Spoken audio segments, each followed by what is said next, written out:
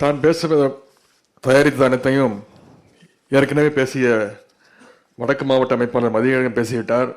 அது மட்டுமல்ல, காணொலியில் எல்லாத்தையும் போட்டு காட்டிட்டாங்கன்னு சொல்லிட்டு நான் பேச வச்சிருந்ததையும் அனைத்தையும் அவரே பேசிவிட்டார். திரு மாலிக் அவர்கள் மற்றும் திரு இன்பரகு அவர்கள், நன்றி உரையை ஆற்ற காத்துக் கொண்டிருக்கக்கூடிய திரு சகோதரர் ராஜா அன்பழகன் அவர்களே, முதல்ல அனைவருக்கும் என்னுடைய வணக்கத்தையும் வாழ்த்துக்களையும் நான் தெரிவித்துக் கொள்கின்றேன். இன்றோடு நம்முடைய இளைஞர் அணி 44 ஆண்டுகள் முடித்து 45வது ஆண்டில் வெற்றிகரமாக அடியெடுத்து வைக்கின்றோம். அதற்கு இந்த நேரத்தில் என்னுடைய மகிழ்ச்சியும் இந்த நேரத்தில் நான் தெரிவித்துக் கொள்கின்றேன். இந்த நேரத்தில் 45வது வருஷத்தில் நம்ம அடிக்கடி வைக்கிறோம்னா, இந்த நேரத்தில் இந்த பொறுப்பில் நம்ம இருக்கிறோன்னா அதுக்கு மிகப்பெரிய பெருமை. அந்த வாய்ப்பை அளித்த எனக்கு மட்டுமல்ல உங்களுக்கும் சேர்த்து அந்த வாய்ப்பை அளித்த கழக தலைவர் முதலமைச்சர் அவர்களுக்கு என்னுடைய நன்றியை நான் தெரிவித்துக் கொள்கின்றேன். நீங்கள் பேசும்போது சொன்னாங்க, நான் இளைஞரணி தலைவராக பொறுப்பேற்ற பிறகு அனைத்து தேர்தலையும் நம்முடைய கழகம் வெற்றி பெற்றிருக்குன்னு. அதற்கு எனக்கு முழு ஒத்துழைப்பு கொடுத்து எனக்கு அந்த உத்வேகத்தை கொடுத்திருக்கக்கூடிய உங்கள் அனைவருக்கும், அமைப்பாளர்களுக்கும் துணை அமைப்பாளர்களுக்கும் முதல்ல என்னுடைய நன்றியை நான் தெரிவித்துக் கொள்கின்றேன். இங்கே பேசினவங்க பல பேர் சொன்னாங்க, இந்தியாவிலே ஒரு இயக்கத்திற்கு அணி என்றால் அது திராவிட முன்னேற்ற கழகம். நம்முடைய தலைவர் அவர்கள் இந்தியாவில் இருக்கக்கூடிய அனைத்து இயக்கங்களும் துவங்குவதற்கு முன்பே இளைஞரணியை துவக்கி வைத்தவர் நம்முடைய தலைவர். அதேபோல் கழகத்தில் பல அணிகள் இருந்தாலும் அதில் முதல் அணி நம்முடைய இளைஞரணி என்பதை நான் பலமுறை சொல்லியிருக்கின்றேன். அதை நாம் நிரூபித்தும் காட்டியிருக்கின்றோம்.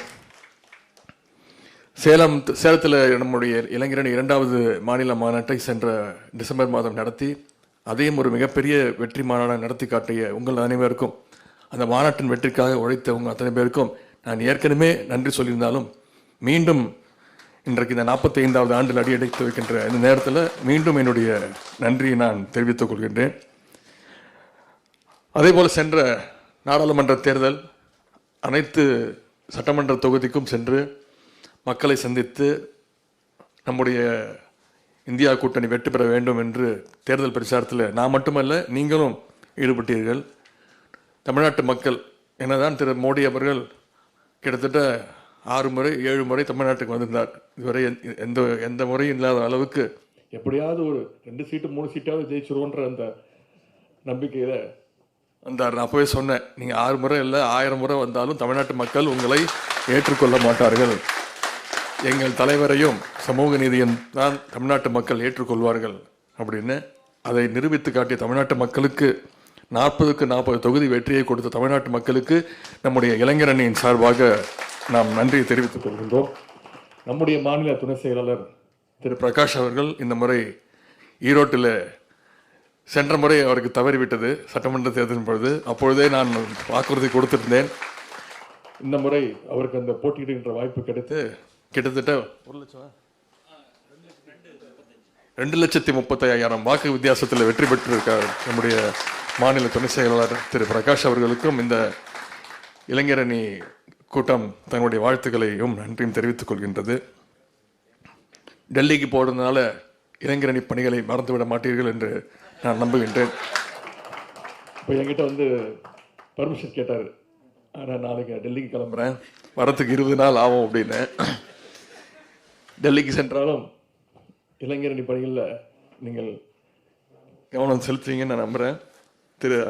அதேபோல் திரு அண்ணாதுரை, CN அண்ணாதுரை அவர்களும் இந்த முறை மீண்டும் நாடாளுமன்றத்திற்கு போட்டியிட்டு வெற்றி பெற்றிருக்கிறார். அவருக்கும் இந்த நேரத்தில் என்னுடைய வாழ்த்துக்கள் தெரிவித்துக் கொள்கின்றேன். அதே டெல்லிக்கு சென்றாலும்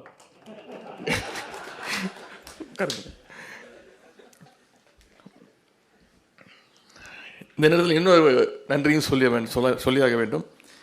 விக்கிரவாண்டி தேர்தல் வெற்றி, அதற்கும் நாம் அத்தனை பேரும் களத்தில் இறங்கி நம்முடைய பிரச்சாரங்களை எல்லாம் மேற்கொண்டோம். நான் 2 நாட்கள் விக்கிரவாண்டியிலே சுற்றி என்னுடைய தேர்தல் பணியில் ஈடுபட்டேன். என்னை விட அதிகமாக இங்கே வந்திருக்கக்கூடிய அமைப்பாளர்கள், துணை அமைப்பாளர்கள், நீங்கள்லாம் கிட்டத்தட்ட 15 நாள் 20 நாட்கள் விக்கிரவாண்டிலே போய் தங்கி உங்களுடைய தேர்தல் பணிகளை நீங்கள் ஆற்றிருக்கிறீர்கள்.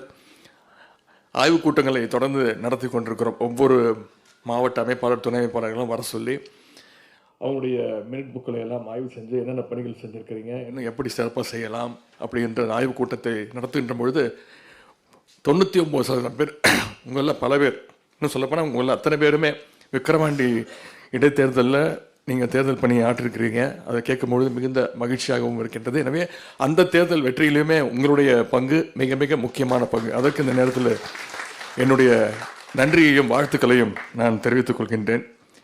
இன்றைக்கு 45வது ஆண்டு அடியெடுத்து வைக்கின்றோம் என்றால், இன்னைக்கு இங்கே பேசியது போல நம்முடைய கழக தலைவர் அவர்கள் கோட்டையில் இருக்காங்க, ஒரு நிகழ்ச்சியில் கலந்துகிட்டு இருக்கிறாங்க. அங்கே இருந்தாலும் அவங்களுடைய முழு நினைப்பும் முழு எண்ணமும் இந்த அன்பகத்தில் நடக்கக்கூடிய இந்த நிகழ்ச்சிகள் தான் கண்டிப்பாக இருக்கும். ஏன்றால் நேற்று நள்ளிரவு எனக்கு தொலைபேசியில் அழைப்பு, ஒரு 11 மணிக்கு தொலைபேசியில் அழைச்சு, என்னென்னா நாளைக்கு 45வது பிறந்த நாளா இளைஞர் அன்னைக்கு அப்படின்னு சொல்லி வாழ்த்துனாங்க. அதே போல் இன்றைக்கி காலையில் 8 மணிக்கெல்லாம் தொலைபேசியில் அழைத்து என்னுடைய வாழ்த்துக்கள், இளைஞர் அன்னைக்கு என்னுடைய வாழ்த்துக்கள் அப்படின்னு சொன்னாங்க. தலைவர் எந்த பொறுப்புக்கு போனாலும், எந்த மிகப்பெரிய பொறுப்பு அடைஞ்சாலும், மாநாட்டில் நான் சொன்னல, இந்த இளைஞரணி மாநில இளைஞரணி செயலாளர்ன்ற பதவி எப்போவுமே இந்த எங்களுடைய இளைஞர் அணிக்கு பிராண்ட் அம்பாசிடர்னா அது நம்முடைய கழக தலைவர் அவர்கள் தான். அதைத்தான் அவரும் விரும்புவார். என்றால் அவர் உழைச்சிருக்கிறாரு. இன்னைக்கு இந்த பெரிய பொறுப்புக்கு வந்திருக்கிறாருன்னா இளைஞரணி தான் அதற்கு அடித்தளமிட்டது. இங்கே நிறைய பேர் உள்ளாட்சி பொறுப்புகளில் நிறைய முக்கியமான பொறுப்புகளுக்கு வந்திருக்கிறீங்க. மக்களால் தேர்ந்தெடுக்கப்பட்டு, இதுவும் நியமன பொறுப்பு கிடையாது, மக்களால் தேர்ந்தெடுக்கப்பட்டு. அதேபோல் மாவட்ட செயலாளர்களாக எனக்கு பல பேர் வந்திருக்கிறாங்க, ஒன்றிய செயலாளர்களாக பல பேர் வந்திருக்கிறாங்க, சட்டமன்ற உறுப்பினர்களாக, அமைச்சர்களாக, முதலமைச்சராக வந்திருக்காங்கன்னா அது இந்த இளைஞரணி போட்ட இளைஞரணியில் அந்த உழைப்புக்கு கிடைத்த அந்த அடித்தளம் தான். எனவே இன்றைக்கு இந்த முரசொலி சமூக வலைதளங்கள் துவங்கி இருக்கிறோம். ஏற்கனவே இளைஞரனுக்கு என்று ஒரு சமூக வலைதளம் இருந்தாலும் இன்னைக்கு ஒரு வருவாய் மாவட்டத்திற்குன்னு தனியாக ஒரு சமூக வலைதள பக்கங்கள், இன்ஸ்டாகிராம், எக்ஸ்தலம், ஃபேஸ்புக் அப்படின்னு ஒரு மாவட்டத்திற்கும் துவங்கி இருக்கின்றோம். பைலட் ப்ராஜெக்டாக இன்று இங்கே அன்பகத்திலிருந்தே இந்த அடுத்த ஒரு 1.5 மாதங்களுக்கு இந்த சமூக வலைதள பக்கங்கள் இங்கிருந்தே இயங்கும். இதற்கான பயிற்சி இவர் பேசி முடிந்த பிறகு, இந்த நிகழ்ச்சி முடிந்த பிறகு இதற்கான பயிற்சி உங்கள் அனைவருக்கும் வழங்கப்படும். நான் கேட்டுக்கொள்வதெல்லாம், இப்பொழுது எப்படி அரசியல் களம் மக்களை சந்திக்கிறோம், அந்த களம் எவ்வளவு முக்கியமோ அதே போல் இன்றைக்கி இந்த சமூக வலைதளங்களும் மிக மிக முக்கியமாக இருக்கின்றது. குறிப்பாக பாரதிய ஜனதா கட்சி வெறும் பொய்களையே பரப்பி, பொய்யையே பேசி மட்டுமே அரசியல் பண்ணிக்கிட்டு கொண்டிருக்கிறார்கள். ஆனால் நம்முடைய இயக்கத்திற்கு தான் இந்த வரலாறு இருக்கின்றது, திராவிட இயக்க வரலாறு. நம்ம பாசறை கூட்டம் நடத்தணும்னு சொல்கிறோம்ல, ஒரு தொகுதிக்கு ஒரு பாசறை கூட்டத்தை நடத்தி காட்டணும். தலைவருடைய கட்டளையின் பேரில் ஒரு தொகுதிக்கு நடத்தி காட்டணும். 234 தொகுதியில் பாசறை கூட்டங்கள் நடத்தணும். இப்போது ஒன்றிய அளவிலையும் பாசறை கூட்டங்களை நடத்த இருக்கின்றோம். ஏன்னா இந்த சமூக வலைதளங்கள் மிக மிக முக்கியமான ஒரு பங்கு வகிக்கின்றது. உங்களையெல்லாம் நான் கேட்டுக்கொள்வது, இந்த பயிற்சியை கொஞ்சம் கூர்ந்து கவனித்து அனைவரும் சமூக வலைதளங்களில் இன்னும் சிறப்பாக நீங்கள் எல்லாம் செயல்படணும்னு நான் கேட்டுக்கொள்கின்றேன். நம்முடைய முரசொலி பாசறை பக்கம் காலைல எழுந்திரிச்சோன்னே தினமும் முரசொலி தவறாமல் படிச்சிருக்கேன். தலைவருடைய அறிக்கைகள், நம்முடைய அரசினுடைய திட்டங்கள், என்னுடைய அறிக்கைகள் படித்து அந்த பாசறை பக்கம், குறிப்பாக முரசொலியுடைய கடைசி பக்கத்தை கடந்த கிட்டத்தட்ட 1.5 ஆண்டுகளாக, சென்ற வருடம் ஜனவரி மாதம் ஆரம்பித்தோம். தினமும் இளைஞரணிக்கென்று ஒரு பக்கத்தை ஒதுக்கி முரசொலி பாசறை பக்கத்தை, முரசொலியில் கடைசி பக்கத்தை வெளியிட்டிருக்கிறோம். அது மட்டும் இல்லை, இளைஞரணிக்கென்று முதன்முறையாக ஒரு பதிப்பக்கத்தை துவங்கி புத்தகங்கள் வெளியிட்டிருக்கிறோம். அனைத்து புத்தக கண்காட்சியிலும் விற்பனை செய்யப்பட்டிருக்கிறது.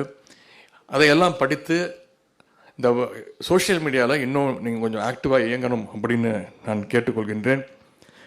அதுபோல் இளைஞரணிக்கு தலைவர் அவர்கள்கிட்ட கட்டளைகள், கலைஞர் நூற்றாண்டை முன்னிட்டு ஒவ்வொரு தொகுதிக்கும் ஒரு நூலகம் துவங்க வேண்டும் என்று கூறியிருந்தார். அதே போல் இப்போ 234 தொகுதியில் 50 தொகுதிகளில் 50 நூலகங்களை இளைஞரணி சார்பாக திறந்திருக்கின்றோம்.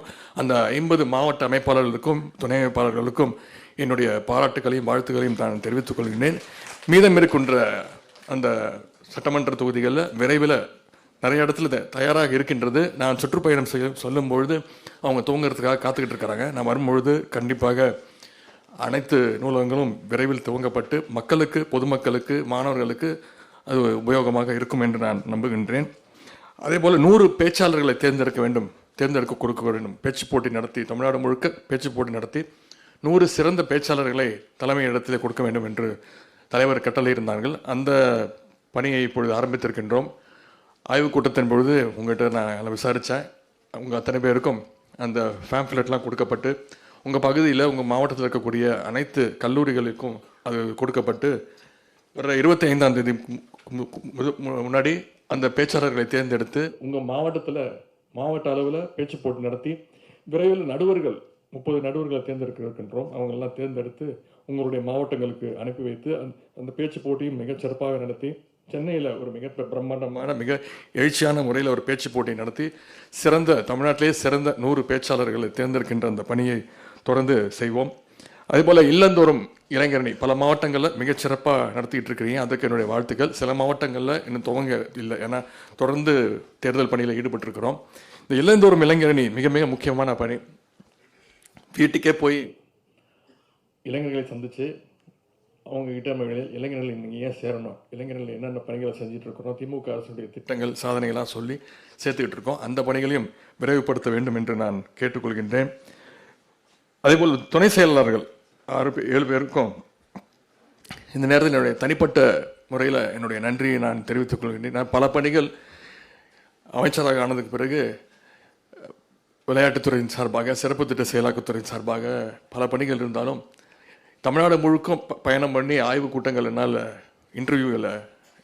நேர்காணலில் ஈடுபட முடியவில்லை என்றாலும் இந்த துணை செயலாளர்கள் அவங்க தான் தமிழ்நாடு முழுக்க பயணம் பண்ணி ஒவ்வொரு மாவட்டத்திற்கும் வந்து இன்டர்வியூ அட்டன் பண்ணி ஒவ்வொருத்தரையாக சந்தித்து அந்த ரிப்போர்ட்ஸ்லாம் எனக்கு கொடுத்தாங்க. அதை வச்சு தான் ஒவ்வொரு மாவட்டத்திற்கும் நிர்வாகிகள் தேர்வு செய்யப்பட்டார்கள். எனவே அவங்களுக்கு இந்த நேரத்தில் என்னுடைய நன்றியை நான் தெரிவித்துக் கொள்கின்றேன். அதேபோல் விரைவில் ஒன்றிய அளவில், பேரூர் பகுதி அளவில் நியமிக்கப்பட வேண்டிய நிர்வாகிகள்லாம் விரைவில் அறிவிக்கப்படுவார்கள். அதற்கான பணிகள் நடைபெற்று கொண்டிருக்கிறது. இங்கே பேசிய பல பேர் தீர்மானமெல்லாம் நிறைவேற்றினீங்க. முதலமைச்சருக்கு துணையாக நான் வர வேண்டும் என்ற இந்த தீர்மானம் தான் நிறைவேற்றப்பட்டது.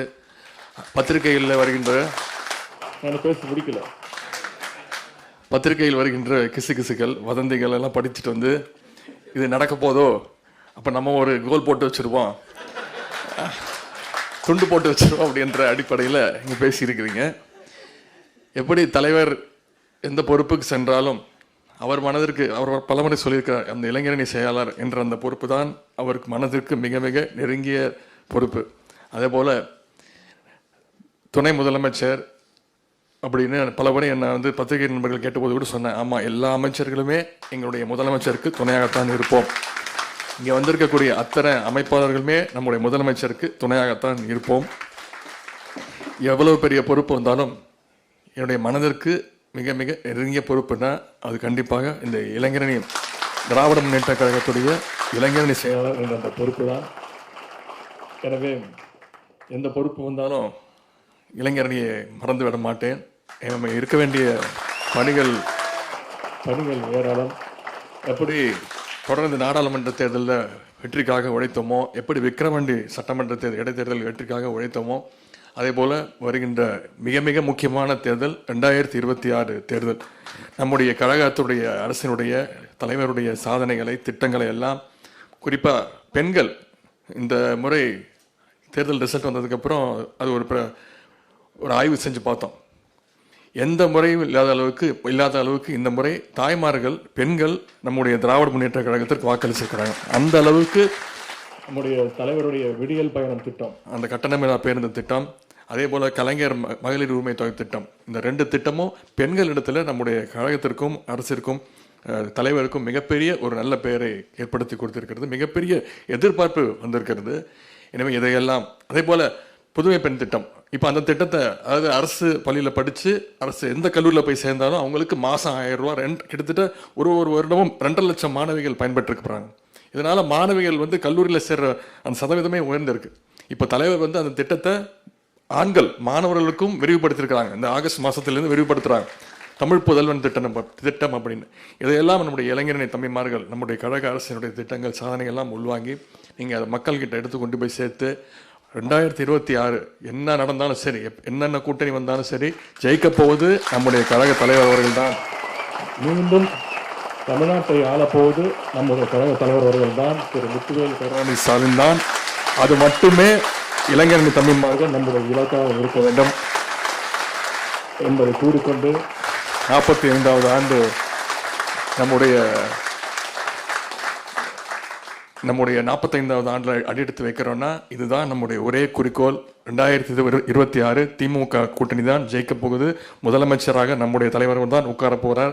இதை தவிர நமக்கு வேற எந்த நோக்கமும் இருக்கக்கூடாது என்பதை கூறிக்கொண்டு வந்திருந்த அத்தனை பேருக்கும் மீண்டும் என்னுடைய நன்றி தெரிவித்து, பயிற்சி அந்த எடுக்க போகிறாங்க, சொல்லிக் கொடுக்க போகிறாங்க, அதை கொஞ்சம் கூர்ந்து கவனித்து நீங்கள் அத்தனை பேரும் சோஷியல் மீடியாவில் இன்னும் கொஞ்சம் ஆக்டிவாக இருக்க வேண்டும். தினமும் காலையில் ஒரு 10 நிமிஷம், சாயங்காலம் ஒரு 10 நிமிஷம் ஒதுக்குனா போதும் என்று கூறிக்கொண்டு மீண்டும் என்னுடைய நன்றியை தெரிவித்து விடைபெறுகின்றேன். நன்றி, வணக்கம்.